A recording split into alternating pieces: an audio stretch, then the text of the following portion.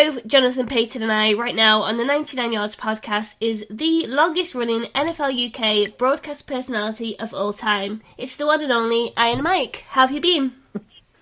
I've been good. This is my favorite time of the year, basically, because I'm busiest, and I just like being busy with football. You like Thanksgiving, don't you, as well? You're a big Thanksgiving Thanksgiving's fan? my favorite holiday. Football is a big part of Thanksgiving, I do kind of miss not being home and watching the Thanksgiving game, although nowadays it's 3 Thanksgiving games. But, I like the old traditions of local rival high school teams playing on Thanksgiving Day and that kind of thing. Yeah. My dad actually played in a Thanksgiving game that drew something like 22 or 23,000 people. Wow, really? In 1943 in the Yale Bowl. Wow! Oh, really? Oh, huge! Yeah. Wow. Amazing. And then they got beat soundly. And then what was that? That was November. So 7 months later, he was still 17. He was in the U.S. Navy. Wow. And off to war. And did he get to Europe or to? He was in the Navy, so he served in both oceans. Oh, did he? Basically, he did get to Europe though, because when I was young, I found a program from the Folies Bergère in his desk, buried under a lot of papers and stuff, and that was probably my first exposure to like naked female flesh. Very hot stuff. In those Brilliant, days. yeah, for those days. So, where is home then? Where did you? I grew up in Connecticut, in southern Connecticut. Born in New Haven, and grew up in that area. Grew up watching Yale football games because my granddad used to work sometimes at the Bowl as an usher, and he also was like a local political hack, so he always had a parking pass for the grass around the Yale Bowl, and that's where the tailgating really began, with all of those Ivory League people in their country squire station wagons with the back flipping down and stuff like that. it was great fun. I mean, I would go with my father, my grandfather, uncles, and they would buy like 5 tickets, and there would be 9 of us, and just kind of push through. No security in those days. All going like, he's got the tickets, and the last guy would have them. And they were bench seats, and those. It was the Yale Bowl was built in like 1912 or something, and so they were just wooden benches, and you could squeeze as many people in there as you could squeeze. And it was great. I mean, in 1957, I think Yale beat Army, which was a huge thing. But I think my first game was the following year. Against UConn. My dad had played at UConn, so we went to the Yale-UConn game, and I was always surprised. I was always kind of trying to figure out why we were sitting on the UConn side of the field in those days. But it was funny. I just wrote a piece about the Green Bay Packers, like a history piece for Gridiron magazine, and Chuck Mersine came into it, who is the fullback who kind of jumps over Bart Starr when Starr quarterback sneaks in to end the Ice Bowl. In the Ice Bowl, nice. And in the huddle, in the huddle, he actually calls the fullback dive play, but never tells Mersine he's not going to give him the ball. Yeah. And Mersine played when I was a kid at Yale, and then he came up about a week later when the 53-51 game happened. The highest scoring game of all time was the Giants and Redskins in like 66. And I remember that game, and I was watching it partly because Mersine was playing for the Giants. And the 2 kickers in that game were the Gogolak brothers, who I'd seen play in college. They were the first soccer-style kickers in American football. Yeah. And the quarterback for the Giants was a guy called Gary Wood, who had played for Cornell, so I'd seen him play. And he was a little left-handed guy who was totally overmatched by the NFL. But it's amazing how this stuff never gets old. As old as it may seem, you know. In the show yesterday, Nat and I were doing it with Paolo Bandini, and after the results came in, and Arizona, he's an Arizona Cardinals fan, All of a sudden he turns around to me and he says, "I'll bet you can't guess the last time the Cardinals won a game in Green Bay." And I thought about it for a couple of seconds, and I said, "No, but it must have been the Chicago Cardinals." Nice, it was, wasn't it? His jaw dropped. And it was like 1949. I said, "Oh, that was Curly Lambeau's last year as coach." Amazing, won't behind Mike. Brilliant. And so, that was kind of classic. That's what I'm around for these days. Yeah, of course. Just going back to that Giants Redskins high scoring game. So obviously we've just had that Rams Chiefs shootout. So what made that Giants Redskins game a shootout? So obviously teams weren't in shotgun. It was partly that that there were at least 3 defensive or kick return touchdowns. Right. When Wood brought the Giants back to something like 42-28, the Redskins then had 3 touchdowns in a row, like a touchdown pass, an interception return, and a kick return, to break the game open. And it ended with a guy called Tom Kennedy, who was playing for the Brooklyn Dodgers of the Continental Football League, Andy Robustelli, who was their general manager, who was a former Giant Hall of Famer, sold him to the Giants, who were apparently considering Terry Baker, who was out of football that year. He was a Heisman Trophy winner from Oregon State. They signed Kennedy. So Kennedy replaced Gary Wood. And right at the end of the game, Kennedy threw a ball out of bounds thinking it was 3rd down. But it was 4th down. So the ball went over to the Redskins deep in Giants territory. And Sam Huff was the linebacker for the Redskins, but he had been a Giant, and they had traded him to Washington, and he was angry about that.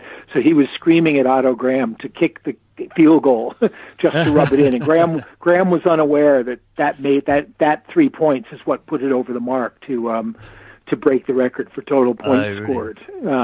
But I think you need that. We had 3 defensive touchdowns in the Rams game, the 53-51 one. And I think you need that in order to really run up the score. I think Sonny Jurgensen threw like 17 passes in that game. They had 72 really points. Amazing. He only threw 7. It was like they didn't need to throw. They had long touchdowns. Bobby Mitchell had one. They had some great players. And Joe Don Looney was on that team, and he had been a first-round draft pick of the Giants. And he's one of the craziest people to ever play football. I mean, Looney by name, Looney by nature. And there's a great book about him called Third Down and Forever, detailing all the trouble he had. But he was a big, fast running back, and a punter as well. He had great talent, but never was able to make use of it. Because the Giants were just on their way down at that point, weren't they? The Redskins were sort of coming up a little bit. They had. It was a sad thing. They had held on to a lot of old players too long, really. And Allie Sherman had replaced Jim Lee Howell as the coach. And Sherman wanted to change the team, but the way they were changing it, in other words, the draft picks they made were bad. The Huff trade didn't get them enough in return. They sort of took apart the team in the wrong way and rebuilt it in the wrong way. So Sherman, who was not a bad coach, was left with some really mediocre teams and then was out of football pretty soon after that. I think 67 might have been his last year. But the Giants have been really good, just always kind of like runners up. Yeah. In the late 50s, early 60s, when Y.A. Tittle, and they had traded for Y.A. Tittle, they had traded for Del Schaffner. Because they had they had those great coaches. They had Lombardi and Tom Landry, didn't they, on their coaching staff? Jim Lee Howell was the head coach, and Lombardi was the offensive coordinator, and Landry was the defensive coordinator. And you can't get much better than that. Absolutely. Wow. So just going back to the Yale thing, were you around for the famous Harvard beats Yale 29-29? Well, that was up in Cambridge. Right. And that was my I think it was my freshman year of college. So we would have finished our season. I was at Wesleyan, which famously is the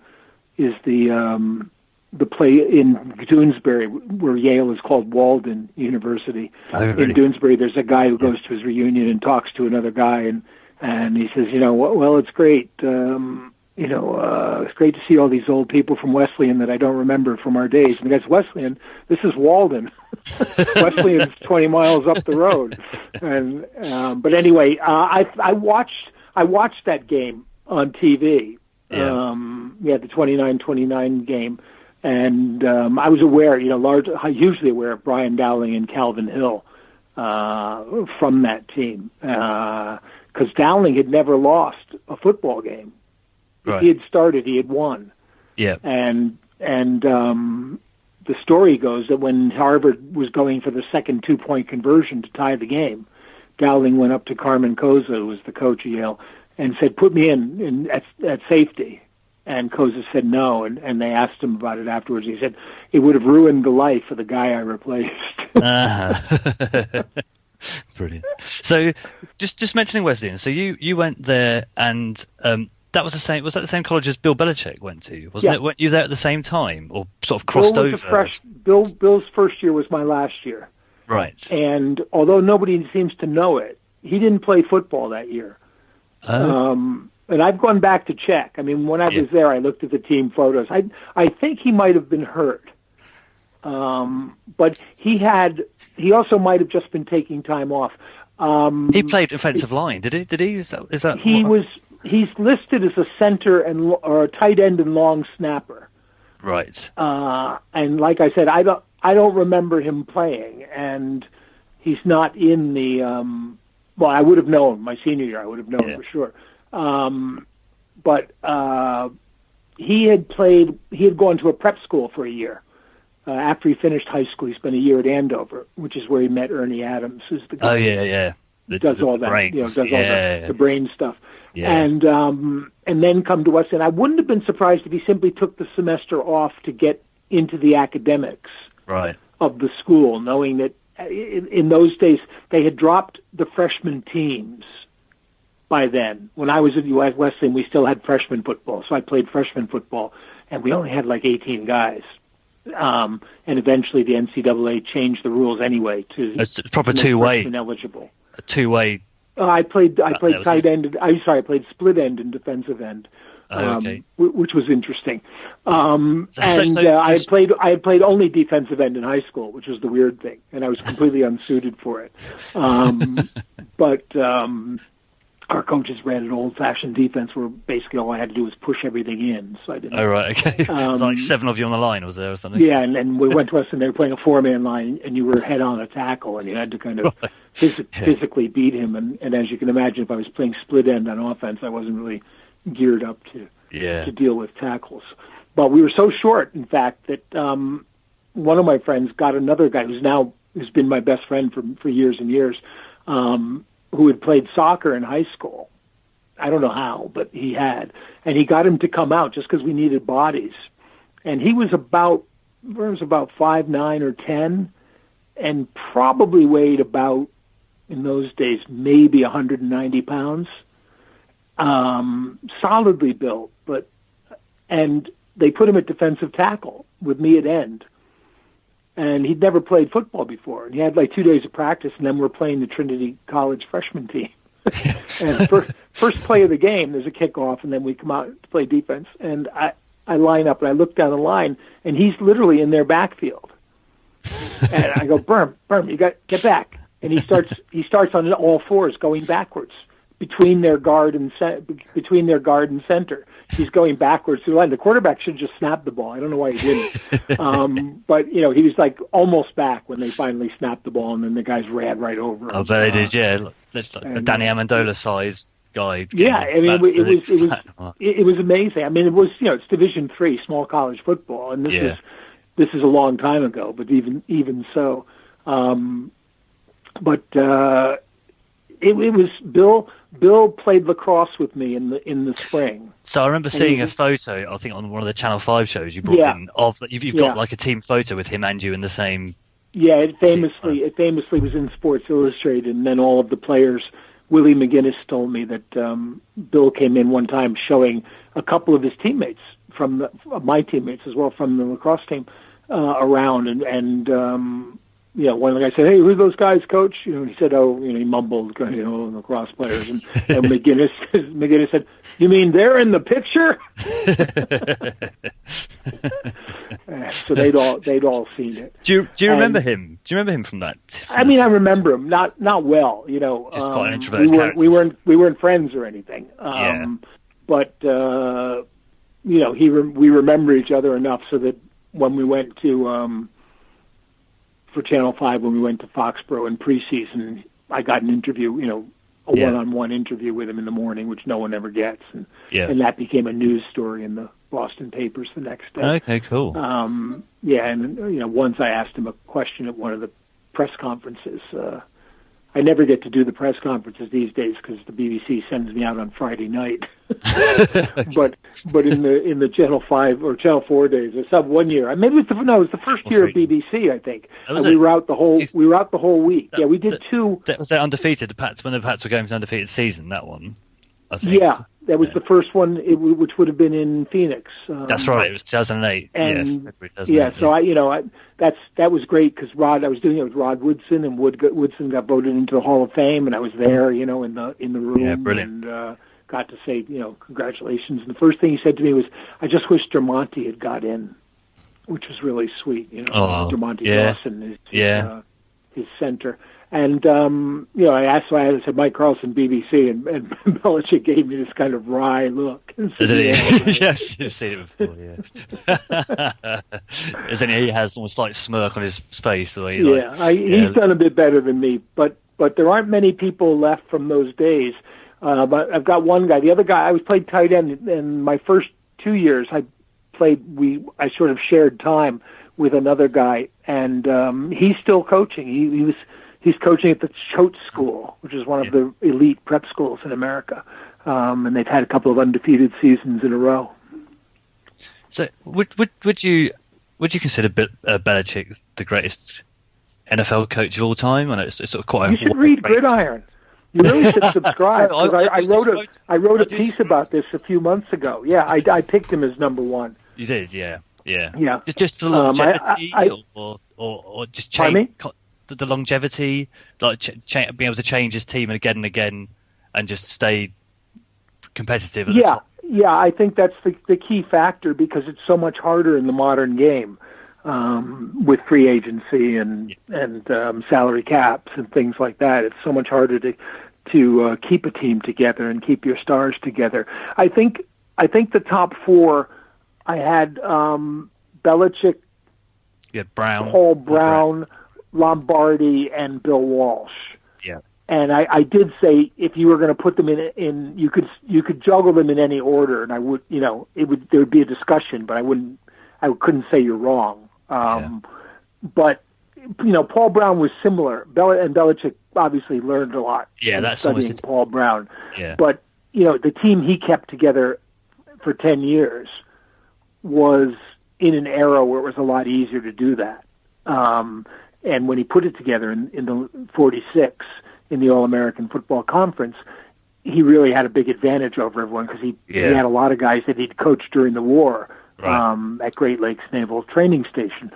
And so, but you know, Brown's innovation and stuff like that was a big plus. And Lombardi's... Lombardi's is the kind of person, and Walsh is kind of like that as well, who comes up with a system and then picks up the players for the system, coaches the system really well, recognizes the guys that will fit into the system where other guys don't. And that's a different kind of quality. What I think what Bill does, and you can see there are ideal types he wants for various positions, but he basically adjusts the system to the players he has. So that when they had Randy Moss, they were a deep throwing offensive team. When in their first years, they were basically a defensive team with a running game, a Bill Parcells style team.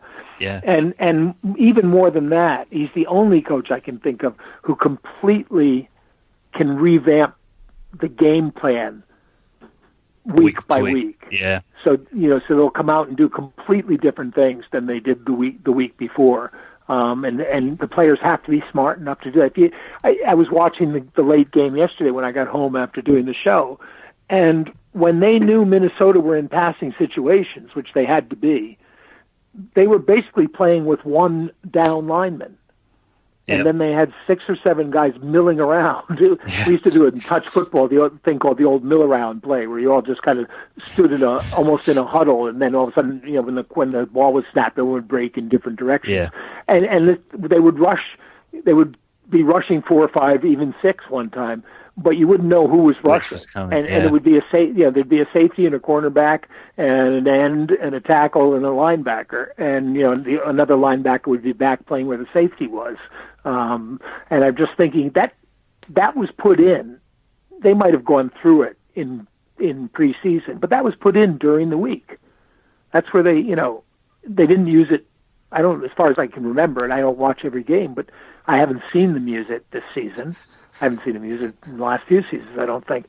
So they would have just put that in this week, and it's a completely new kind of concept for them. You really have to admire not only the ability to do it, but the audacity to do it. Yeah, and I think they must have realised that the Vikings were going to get away from the run quite early on, because that seems to have been a trend this season.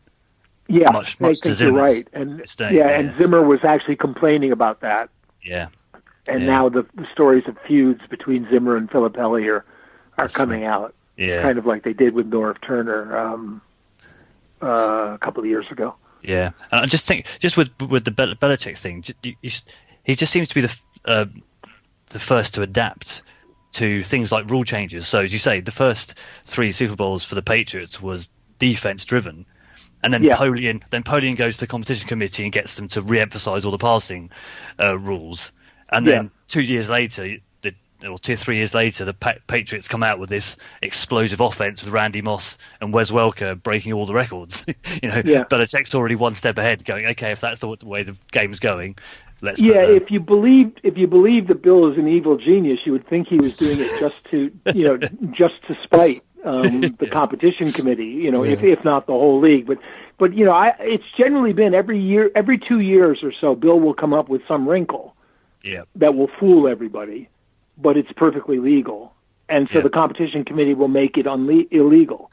A couple of years ago, it was the eligible receiver reporting ineligible. Is that the one that got John Harbaugh all upset? Yeah. And Harbaugh went crazy, and that's good. I mean, that almost deserves a bust in Canton just for, if you were able to drive John Harbaugh crazy, that would be a good thing. I love watching the Harbaughs react to adversity. They're not shy about keeping their emotions in check, are they? So after your college days in Wesleyan, did you what did you do then? Because was there quite a bit of time before you came to the UK? Oh yeah, I worked for a couple of years. I was teaching basically, and decided to go back. I played lacrosse in the summers, and decided to go back to get a graduate degree. And I wanted to go to Montreal, partly to watch the Canadiens play hockey, and partly because I'd met this woman from Montreal the previous summer. So I applied to McGill, and I got in, and I went up there to do a master's degree. I turned down an invitation to play for the McGill Redmen. Someone in the admissions department someone tagged the application form and said, "Oh, varsity football." And so one day a coach came to my door and said, "Would you like to play for the Redmen?" And I was like, "Huh? Redmen?"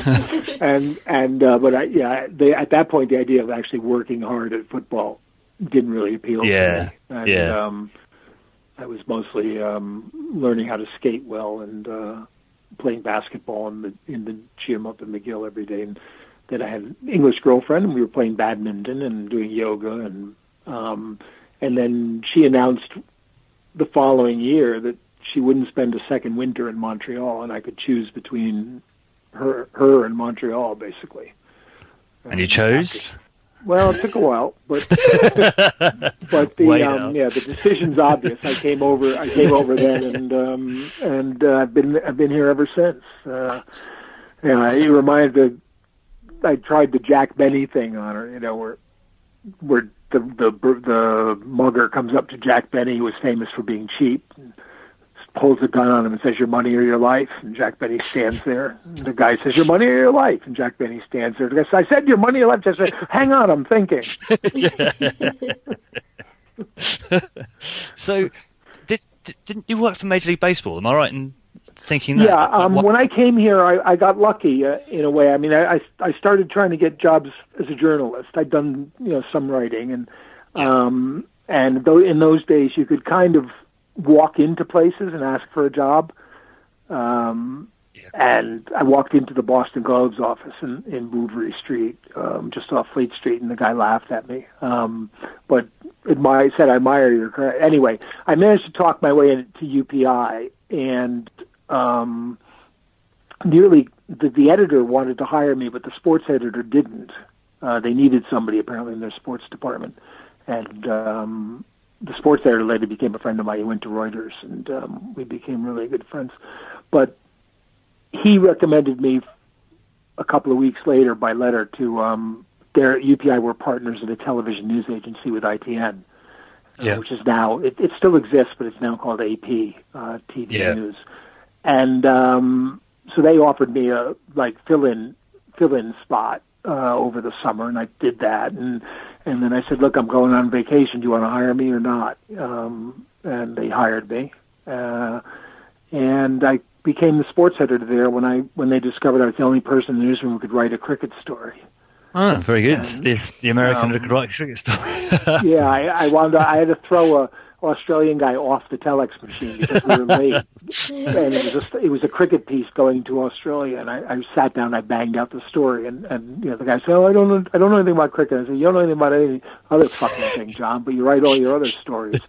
And the editor called me in his office the next day, and I thought he was going to ball me out for being rude or whatever, and he offered me a sports editor's job. So nice. The other agency, Viz News, had a sports editor, and we didn't, and we were getting killed on sports stories. So that was good, but it was a lot of work, and I didn't have an assistant, so I needed to kind of almost work 7 days a week and stuff. And then I got a job with ABC. I was trying to go back to the States, actually. I interviewed with the ESPN right when they were first starting, when Chet Simmons was still running it. Was that late 70s, was that? It would have been early 80s, I guess. Right, yeah. And I interviewed with another thing called Satellite News Channel, which was an early competitor to CNN. They went broke quickly. And then ABC somehow heard about it, and someone called me from ABC and offered me a job, or asked me if I was interested in the job. And they were setting up a London office for ABC Sports in the news bureau there. And Peter Dimmick, who was ex-BBC, former head of outside broadcast, and the guy who had supervised the royal wedding and was the first host of Sports Night, he was going to be the guy, but he was mostly doing sales, and they wanted someone to do the programming work and program acquisition and stuff. So I got that job, and I worked for them for 8 years, which was very good and a really great grounding in sports, because I was doing it mostly for a program called Wide World of Sports, which was basically where World of Sport came from, idea-wise, but also where World of Sport got a lot of their program. A lot of the strange things you would see, including American football on World of Sport, came from ABC. And so I did everything, really. And I had to set the events up, which meant with an engineer, but, you learn how things are covered. And I had to negotiate rights fees, unless it was a really big event that they wanted to negotiate from New York. And I had to deal with the organizers in terms of who's going to show up, and where will our cameras be, and will you let our guy introduce so and so after the match, and that kind of stuff. Yeah, had to deal with fight promoters, which was really interesting. I bet that was fun. Was that all to be shown in the States then on ABC? Yeah, on that program. Yeah. Did Howard Cosell used to do worldwide? Pardon me? Did Howard Cosell used to be involved in that worldwide? Not sport? Much. No, he was kind of too big to have to do that stuff. Right. But they would occasionally.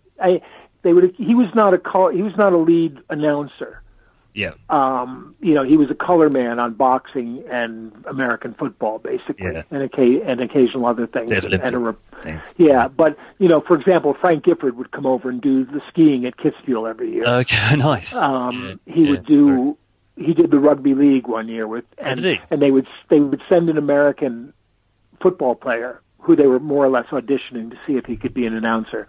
So Dave Jennings, who was the New York Giants punter, came over and did it with Giff. And I remember Jennings was they were doing the scene set, and Jennings was having a lot of problems. And he'd gone to like 6 takes or so. And Giff throws to him again for the 7th take, and he gets it right, and then Gifford flubs it. And I was looking at him. I was sure it was deliberate. Just to not let him look good. And the last year we did the Rugby League Cup final, Jim Lampley was the play-by-play guy, who now is, or I think he's just left finally, but he was HBO's lead boxing announcer for a long time after he left ABC. And Cris Collinsworth was doing his first show. Just retired from the Bengals? Yeah. Oh, wow. And this is Rugby League Cup final before the anniversary one where Joe Lydon had the great try. We dropped it over my objections, but I went to that one because the Rugby League people still liked me even though we had dropped it. And I was sitting at a table with Colin Welland, Fred Truman, and Michael Parkinson. Oh, amazing! Basically, trying to prove who was the most Yorkshireman at the table, and I finally just said, "Look, guys, I've got no skin in this game, but it's starting to get boring." and anyway, during the match, there's a clash of heads, and the Rugby League medical staff comes out, which is basically a guy with a bucket of water and a sponge, and he sponges the cut on the guy's head, wiping the blood away, throws the sponge back in the bucket and pulls out this big roll of gauze and starts wrapping his head. Meanwhile, one of the guys who can't get to the water bucket that the players are passing around takes the sponge out of the bucket and squeezes the water into his mouth, this kind of pinkish water. and Lampley goes, "Did he just do what I think he did?" And with no hesitation, Collinsworth said, "These guys are so tough, they drink blood." Nice. And I thought right there, I said, Cris Collinsworth is going to be a good announcer. And he has been. He's been one of the best, I think. Yeah, and to take over from John Madden as well, that wasn't the easiest thing, was it? Because he was with Joe, he was with Troy Aikman and Joe Buck for a while, wasn't he? I'm not sure. I always get those. But yeah, I mean, he and Michaels. I did a lot of shows with Al Michaels because Al was one of the best announcers at anything. Yeah. So they would send him over a lot. Yeah, I bet it was. Olympic stuff to do events. But there was a definite hierarchy of who got sent. So you would get better people doing the Monaco Grand Prix. Al would do the Monaco Grand Prix. But if they asked him to do sort of ice speedway in Norden, West Germany, he might say, "I don't really want to do that." Yeah, fair enough. Yeah, too good. So when did you start moving towards the front of camera then? So this is towards the 80s, is it, working with ABC, and then the Scream Sport get in contact with you needing... I was working for Major League Baseball. I left ABC to work for Major League Baseball in 1990. What was my title? It was like Vice President Europe. And baseball was on Screen Sport. Right, yeah. On a deal that NBC had done with them. And when I started in April, when the season ended, I went in for a meeting with the producer and the programming guy, who were called George Black and George Green. It was like Reservoir Dogs. And I said, "What can I do? How can I help you guys get a better show?" And they said, "Well, can you get us a better announcer, color guy?" Nick Halling was the host. Because they did it the way we always do it. They would take the games in and fill the commercial breaks. Yes. But take the commentary. So Nick was like the lead guy, but they had an American guy doing it, and he wasn't very good. And I said, well, what do you want? And they said, we'd like to get an ex-player if we can. And I looked around, and the best I could come up with was, bringing someone over from the States, but that was financially impossible. Flights, where to stay, all that kind of stuff. So they couldn't afford that. And I said, well, I suppose you could try people around Britain. And George Green said, well, why could you do it? I said, well, I've done some stuff. I've done some voiceover work on my own and a few little things. And when I was at UPI, I had voiced a documentary series for a year or two. And so I talked to my boss in New York, and he said, yeah, sure, I don't mind. So I started doing baseball. And then that was being Screen Sport. They said, could you do an audition? I said, okay. And I get a call. This is like a week before Christmas, and he calls me up and says, could you do an audition? I said, sure. He said, could you go to Holland on Boxing Day? I said, what, you can't do an audition here? He said, well, we've got this basketball tournament. Do you know anything about basketball? So I wound up going to Haarlem in Holland on Boxing Day and finishing on New Year's Eve as my audition. I did about 2 games a day with nice. Gary Bloom as the announcer. Oh, really? Yeah. Gary's a football announcer, as you know. Yeah, nice. And a good one. But Gary had never done basketball, and I'd never done color commentary, so brilliant. It was great. It was a great That's a fire for both of you. Yeah. So anyway, so they liked it. They brought me in with Nick, and that would have been 91, and then they got the rights to the World League, the Monarchs games in 92. And Nick said, you played football, right? And I said, yeah. And so Nick and I did Monarchs games live from Wembley, as well as doing games on the feed of other teams, off the feed when Scott Mitchell was playing for Orlando. And then the league died, obviously. Baseball let me go. They closed the London office in 94, by which time I had been doing some baseball on Sky. So they sold them the rights, and then they asked me if I could come along and do it as well, with David Jensen one year, and with Neil Fox one year. They just getting them all out, aren't they? Yeah, it was before everybody went for stand-up comedians. Then in those days they were all going for disc jockeys, kind of like the Nicky Horn syndrome. Nicky Horn was good.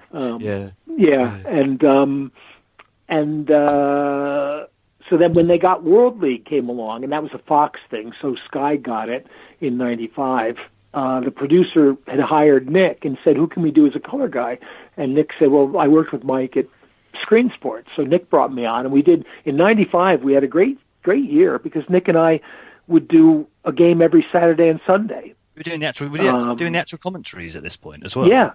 Doing actual commentary. Yeah. And, we would basically go to Germany on Saturday or Amsterdam on Saturday, and then fly back to either London or Scotland. On Sunday.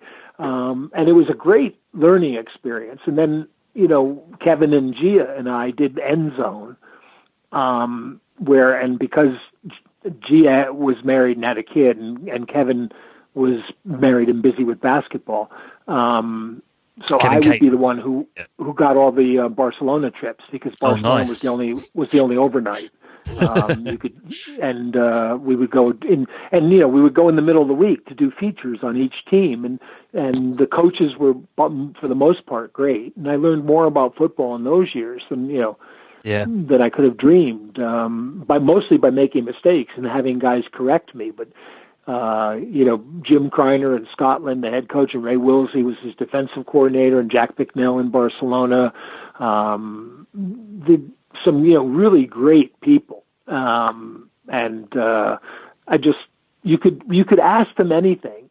And, I said, look, tell me about this guy. And if you say good things, I'll quote you. And if you say bad things, it'll be my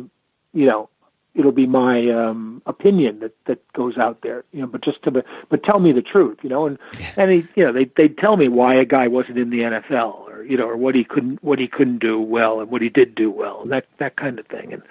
they'd let you look at film with them. When they had preseason, you'd be standing on the field, with the coaches watching the scrimmages, and it was just a fantastic experience. I loved every minute of the World League. It was great. And after the first year, I had breakfast one day in Amsterdam before the World Bowl with a Fox executive who was in charge of the World League for them, George Krieger. And George said to me, when Sky put your name forward, we didn't want them to use you. Because I said, why? I said, well, who the hell are you? and he said, but I just want to tell you did a really good job. You see things well, you explain things well, but you see things well too, which is great. And I didn't say, well, it's a little easier because we were working with some American crews, and there were guys. There was a director called Kenny Fouts, who was an old NFL veteran from NBC, and Kenny when you had a replay, Kenny would tell you what you were going to see and what it meant. Yeah. So it wasn't like asking for a replay. He would say, "Look, we've got this guy running off tackle, and you're gonna see the defensive end's hand come in and pull the ball out." Yeah. So you would sound like a genius when that came off, and you learned about it too because you kind of learned how to watch for that stuff. So anyway, but I didn't say that to George. I said to George the obvious thing. I said, "Give me a job in the States," and he said, "Ha." We can't do that. All our announcers are, ex-players. And I said, well, what about the ones? I said Wesleyan doesn't count. I said, it works for Bill Belichick. Yeah. He said, no, Wesleyan doesn't count. I said, and I said, well, all your lead announcers are, they're all the sons of guys. They're all Brandemans and Bucks, and they're all people whose fathers were in the business. Marv Albert and all his cousins and sons. And I said, I'll change my name to Mike Cosell, and you can give me a job. And I never got a job. Obviously, stayed here, but that was basically, the basic thing. And then I started doing NFL for Sky. Which was in about 95, 96, wasn't it? Yeah, it's 95, 96. And then in 90, I hosted it for 1 year. Yes, with Nick was the expert, wasn't it? Nick was the expert and I was the host, yeah. And that, both of us kind of realized that was the wrong way around. And then Kevin gave up basketball coaching, and he wanted to go full time. And there was this strange situation where Sky basically offered him the NFL, and nobody told me. Right. So nice. I got this phone call from someone on the show just saying, you really ought to check and see about this. And so I eventually found out. And Kevin had sort of assumed, because Kevin and I were friends, and we had actually had a lunch not so long before this where he knew he was getting the job, and we're talking about what he can do, like what would be his best course for career-wise. And then obviously, so what happened was the producer was on vacation, or he would have told me. The person who made the decision wouldn't bother to tell me. Kevin thought that the producer was going to tell me, and so afterwards, when we hashed it out, and I remember saying this at his funeral, Kevin thought I was the nicest guy in the world because I never brought it up when we were talking, and I held no grudge, and I didn't know it, at the time, and I had to get past that with Kev. But then I was lucky because that was when Channel 5 decided to move in to the late night games, and I remember I went on holiday in the States, but I had talked to them before, and I remember talking to Sunset and Vine and to Robert Charles, who was the head of sport at Channel 5, who had been at World of Sport at London Weekend. They had a great sports department there, and the guys who worked on that group kind of all went on to run British television in various ways. And Robert was the head of sport at Channel 5. And they said, well, would you mind moving into the analyst role? And I laughed and said, no. That's where I should have been at Sky. But Sky didn't, we're too dumb to realize it. And they said, we want to go with a British host. I said, it makes much more sense. That's fine. And so I'm sure they were looking at other people, but eventually they decided to use me. And I started doing it with Mark Webster. Yes, that's right. Yeah, and that worked great. And Mark had done basketball on Channel 4 for a while. Did he do baseball as well on Channel 5? As Mark? Not that I remember. The first pair on baseball on 5 was Todd Macklin, who was a Canadian sports disc jockey from Toronto, and I'm trying to remember the name of the guy who did. Was it Alan? Someone? The guy that he was a children's host. Yeah, I can picture him. He had been a children's host, but he only lasted a year, and then they brought Johnny Gold in. Yes. And so Johnny and Todd did it, and then when Todd went back to Canada, they got Josh in to do it, right. And Johnny and Josh did it for a long time. I would fill in for them, occasionally, probably 3 or 4 times a year when they weren't available. And Channel 5 they did live Monday night games, didn't they, to start with? And wasn't the Sunday night game, I think, was pre-recorded and then shown on the Tuesday night or something funny like that? We did the Sunday night game live and showed the Monday night game on Tuesday. Right. Yes. And on Monday we had a highlights program, a sort of half-hour, 40-minute show, which did really well because it was on early enough for people to watch. Yeah, and I used to keep making that argument with people. The earlier you put the game on, the better a rating it's going to get, because you're going to lose most of your audience at 2:30. Because they've got to go to work in the morning. But that was then we started doing the Monday night game live, that's when the Monday Night Miracle overran into Channel 5 News, wasn't it? Yeah, we were in the studio that the news was basically the news studio, and they needed it to rehearse, so they waited a bit for the rehearsal. But at 5:30 they needed to rehearse. So at 5:30 we went into this broom cupboard, literally, with a little camera up on the side, and we did the half an hour. But then at 6 o'clock the time, we lost our slot because the news was at 6, and they weren't going to preempt the news for the end of an American football game. So so we did half an hour in the broom closet, and then I hung around to watch the end of the game. And to their credit, they actually announced the result in the news. Oh, did they? Oh, fair enough. Yeah, as the game finished, they then said, "Oh, and we've had a result. If you were watching the football and you're still watching, this is the result from the States." Britain's version of the Heidi game. Yeah.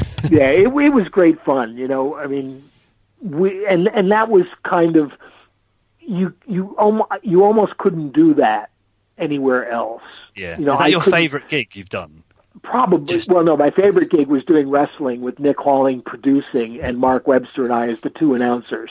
And I was the heel. I was the heel announcer. I was the Jesse Ventura, Bobby the Brain Heenan kind of guy.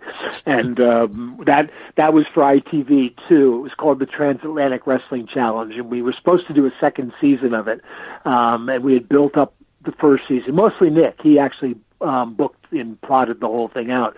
Yeah. And the villain from the States won the title from Gary Steele, the British hero, and then we were going to have a second season where Gary chases the belt back, but they couldn't sell it again to the network or something.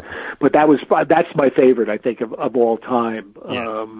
Apart from, there's little things. That was the most fun to do. I did a football game in Tanzania called the Global Kilimanjaro Bowl, which was Drake University against a team of Mexican All-Stars from there's 2 conferences in Mexico, the one with the private universities.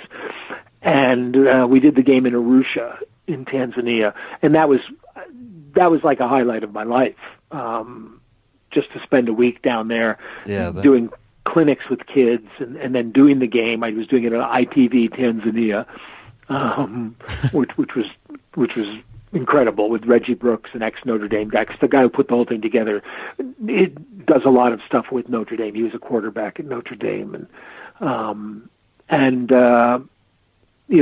remember that well. I did a lot of Olympic games when I was at ABC, which were each and even at when I was at the UPI in Moscow in '80, for example.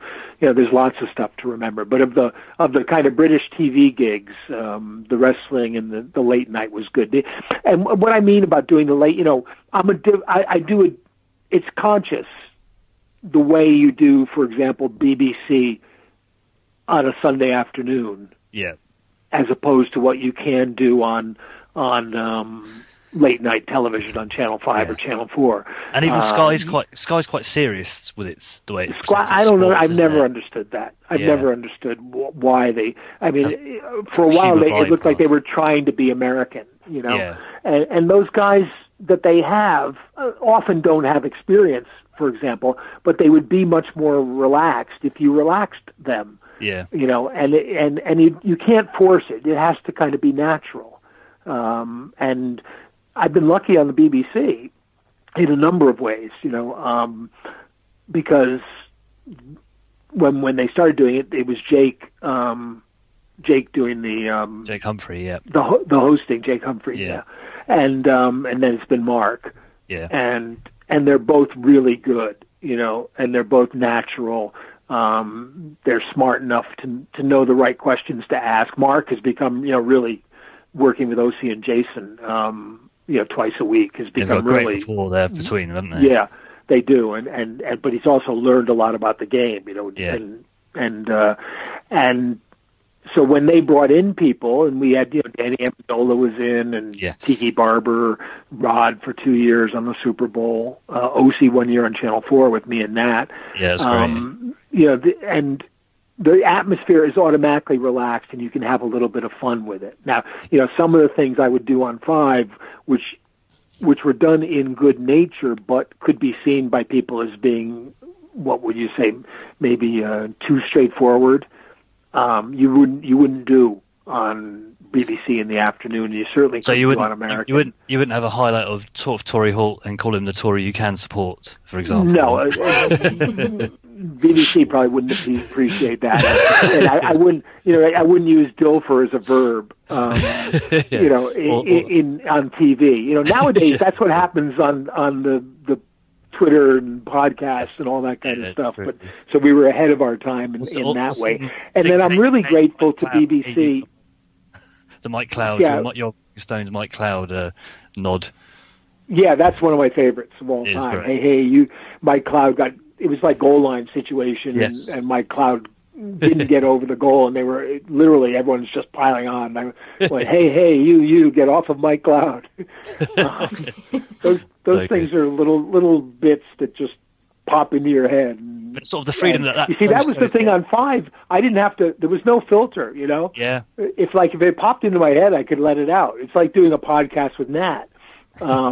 You know, but when you got the tie on and the suit on, you got to stop and think a minute before you blurt out what it is, what stupid thing you're going to say.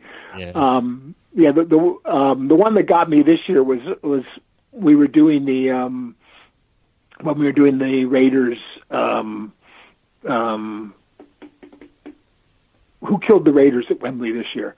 Seahawks. Ravens. The Seahawks. No, the Seahawks. The Seahawks. Yeah, Seahawks. They ran the ball.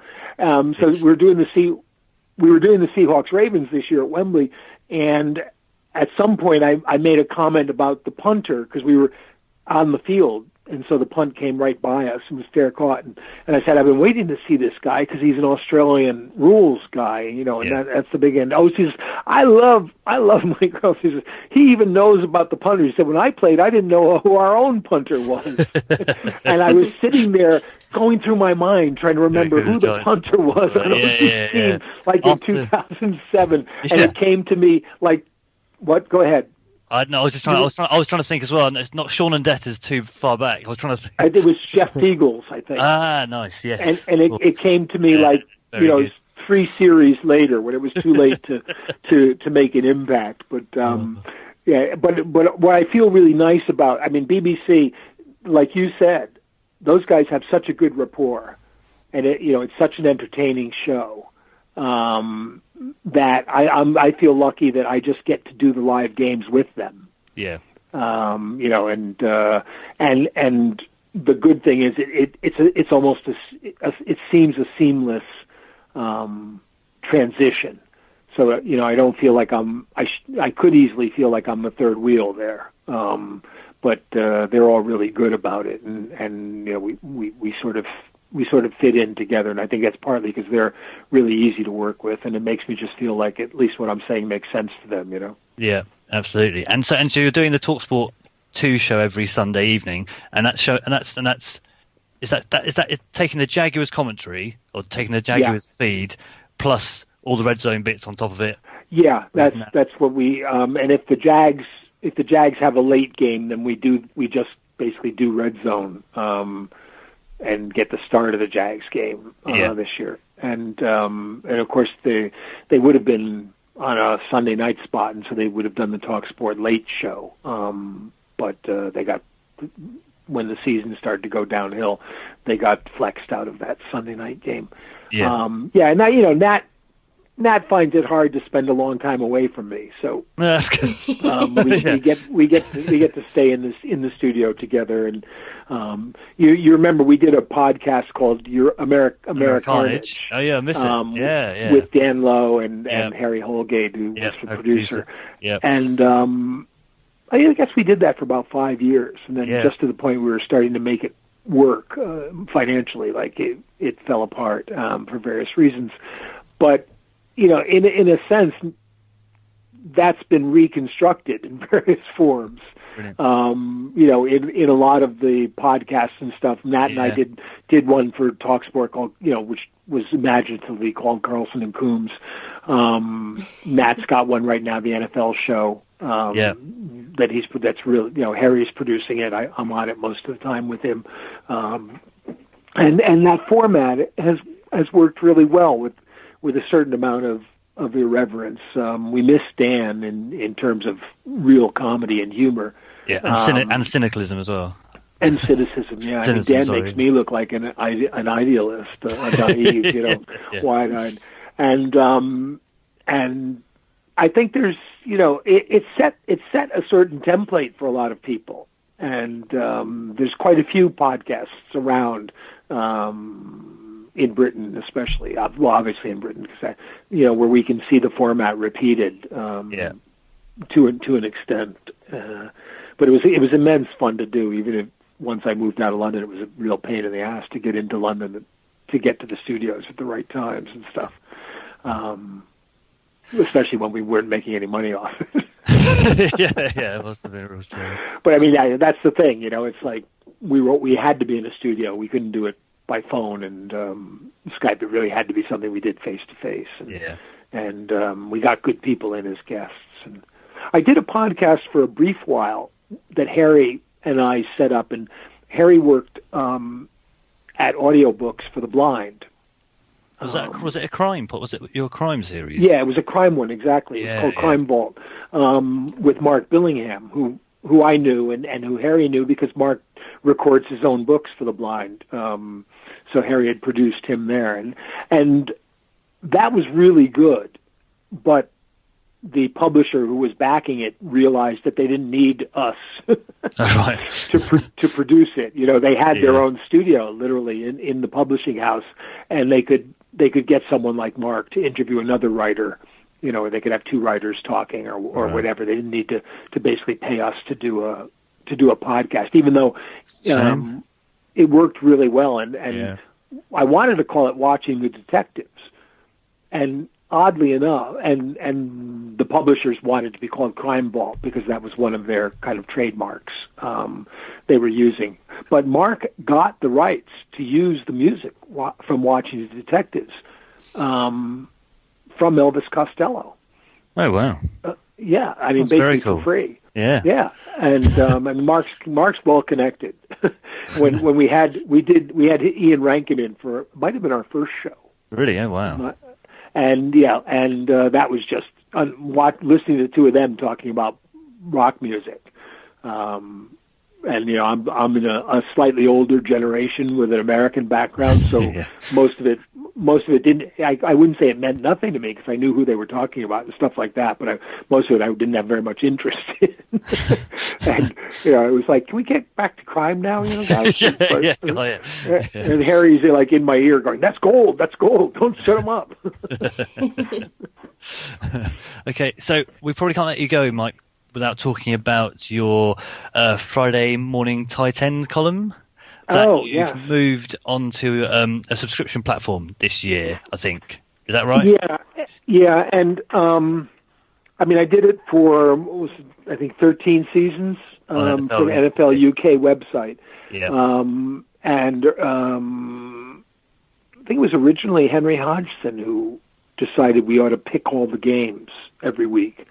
It got progressively shorter and shorter because the outside people running the website decided that attention spans were getting bite-sized content. Yeah. Yeah, and but that was okay, and I did pretty well picking. Not as well as I thought I would do at the beginning, but then I came to realize that I was doing better than an awful lot of people out there. So that made me feel good. But they decided they didn't want to do it anymore. They were cutting back on the actual home-produced content, I guess. Yeah.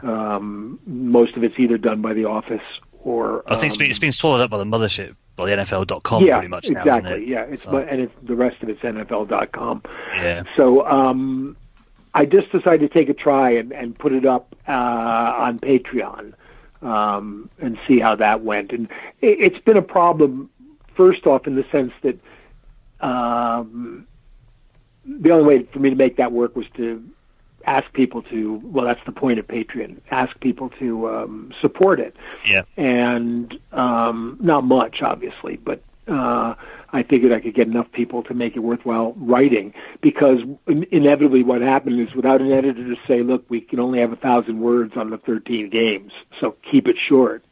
I'm writing like 5,000 words every week, which is like Peter King, except I don't bother to review branches of Starbucks for you. Yeah.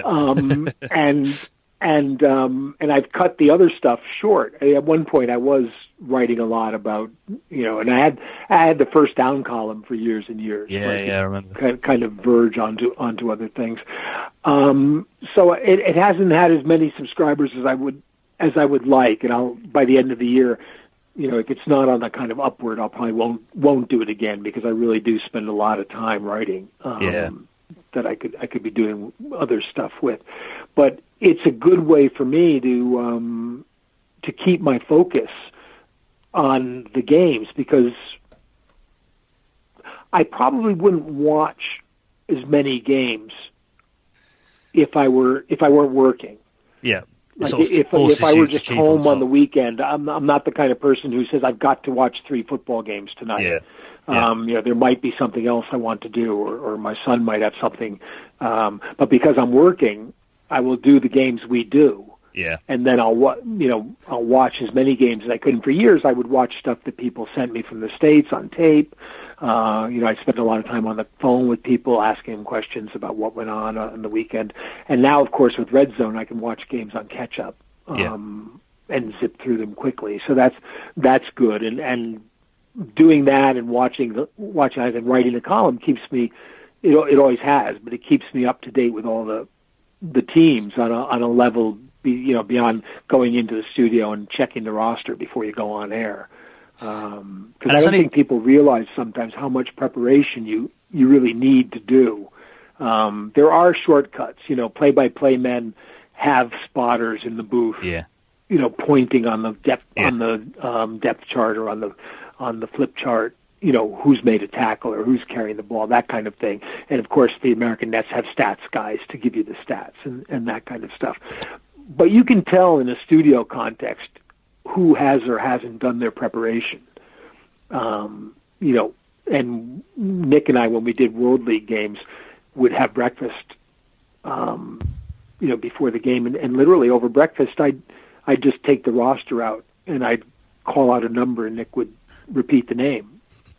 In a World League season, we knew because those rosters changed every year as well. They changed every year, but each year, you would know all the guys on 6 rosters, and especially that first year. But then, by going to preseason and by doing these things that we did and covering a couple of games, because you have to look at everything. It really is. There's so much. When I first started doing baseball here and football here, I had a good grounding in baseball. I knew a lot of baseball. I was a big baseball fan. And when you're living abroad, baseball's in those days was the easiest sport to follow and the best to follow because you can read a baseball box score in a way you can't really read the box score of a football game. Statistics in football are a lot more need some context. Dependent on context. Yeah. You know, every week I go through all the games and I write down some stats and highlights from the teams just to get an idea. But, you know, time of possession, the Niners had much more time of possession this week, say, than Seattle. You know, but Seattle had the huge lead. So, of course, anyway, my point on that was I knew more about baseball than probably a handful of people in this country. And I probably knew more about American football than all but a handful of people in this country when I started doing it. Nowadays, there are people who know, you know, as much as I do about the current sport, at least. Yeah. I've got a kind of historical background because I was the kind of kid who learned stuff. Yeah, and especially and things my like dad played and stuff. You know, I knew that. But if you take a specific team, if you're say a Tampa Bay Bucks fan, you will know more about the Tampa Bay Bucks than I do. Yeah. You know, even if I prepare for a game, you'll know more about what's been going on because you can follow it so beautifully now. Of course. You can see every game. You can read the Tampa newspapers online. You know, you've got all of those resources, and it's a different kind of world. And I think the way people react to that now is they think they need to be either controversial or reality television attention-seeking kind of entertainment, whereas there is a kind of knowledge and interpretation factor, especially in this country, which I think works really well, and that's what you see with Jason and Osi and Mark, and you know what I've tried to do with Nat and Mark, and you know Mark Webster, Mark Chapman, both Marks, you know, a lot of guys that I've worked with. And I think it's worked really well because you need to approach sport intelligently and you need to have some reference beyond sport to go back to. Yeah. To put it into its more important context. So anyway, that's what I try to do, you know. I think you definitely succeed doing that. I think Mike's a well-loved, treasured. Well, making it sound too much like your obituary. Yeah. The other thing is too. I'm becoming an old guy, you know. And old guys don't have much place nowadays in modern media. It's all of a sudden you turn around and all the producers who were 10 years younger than you are now 20 years younger than you. And when you make a joke about some movie in 1958, they look at you blankly. Stare blankly, It's like I was sending tweets off tonight, just before you called, to Samira about the discussion she had about Robert Redford's new movie. And the film critic from the Telegraph was the guest, and he said, they were talking about Butch and the Kid, and he said something about, you know, Paul Newman went through that like Robert Redford, where he had to stop being a pretty face actor. And I just exploded at the radio. Has this guy not seen Paul Newman's movies in the 1950s and 60s, you know, like Sweet Bird of Youth or something like that? You know, he was an actor. You know, he was just a very pretty actor, but he was an actor. You know, he did some HUD in 1962. It's like he didn't have to look for those roles. And it's like, but then I think, you know, oh yeah, this is what happens when you've been around too long. Yeah. Oh, brilliant. Well, Mike, it's been absolutely incredible to have you on the podcast and to hear all your stories. So thank you so much for coming on tonight. Oh, no, it's a pleasure. I just thought we were talking. I kept waiting for you to actually start the podcast. Yeah, right. Anyway, questions. Yeah. Thanks so much, Mike. That's been brilliant. Yeah, thank you guys. Appreciate it.